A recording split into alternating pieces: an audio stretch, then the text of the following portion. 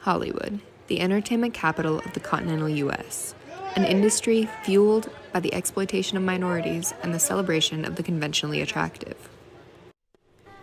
Since Hollywood's start in 1905 and its boom in 1915, the demonization of minorities and the belief that they are the other has been deeply rooted in the culture and the films produced.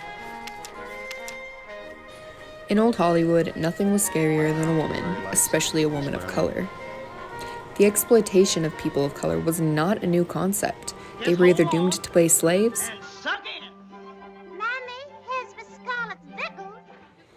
or poorly written side characters later referred to as the sassy black friend. Well, at least I wouldn't skin a collie to make my backpack. It's fun. The fact of the matter is there are more exploitative things that are happening to women, and especially women of color, since yes, women are now kind of have more free reign in the industry, I would say, but considering that not a lot of women of color win Oscars anymore, like women are exploited a lot in the industry, but I would say even more so women of color. It is, I think, very difficult to be a woman in the industry and in the academy as well, since the academy is dominated by white males. And if there is any women, it's a very small percentage, and if there's even women of color in that, again, very, very small minority of them. Darth Vader, Captain Hook, Giant Sloth, the Hunchback of Notre Dame, Voldemort, Ursula. What do they all have in common? They're all disabled. And there's nothing wrong with that. The problem lies is when Hollywood uses that disability to dehumanize the character. I believe that the way Hollywood depicts disabled people definitely affects how the outside world acts towards them.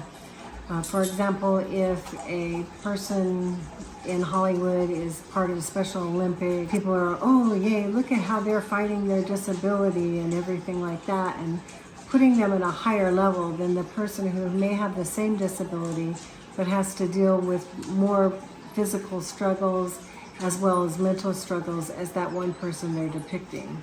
So they put them in a hierarchy of who's a better disabled person.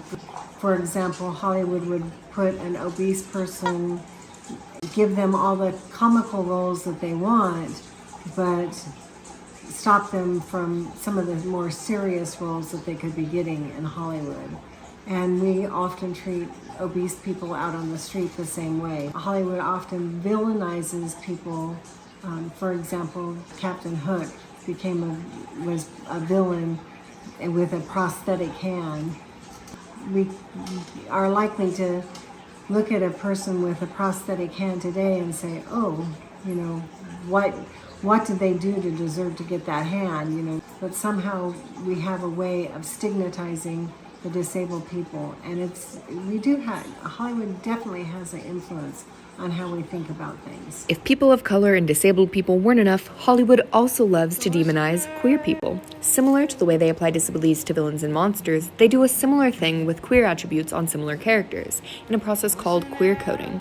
For example, in Interview with a Vampire, Lestat is gay for Louis, and in the book they're a couple, but in the film, it's hard to tell. I never had. And in the 1960 film Blood and Roses, Georgia is a lesbian and is in love with Carmilla. For the most part, the character's sexuality is not explicit, and if it is, they're usually a monster or a villain, like Georgia was. And if their sexuality isn't explicit, it's delicately displayed through moments of intimacy. Never touch you again. Don't be afraid. But these moments are demonized and covered in negative connotation. They make the gay character a villain. No, you complete me. An unholy antagonist, or simply the gay friend doomed to watch the straight couple succeed. Tropes and relationships like this are interwoven into hundreds of films and media that we've been consuming since we were children. By using minorities, Hollywood has been skillfully teaching people to unconsciously demonize and exploit anything different from them. They uphold this idea that the only way to be is to be a white, cishet, able-bodied individual. This isn't true. The best part of life is discovering new and different things. So while you consume popular media, film, and music, keep in mind the biases and negativity it may be exposing you to.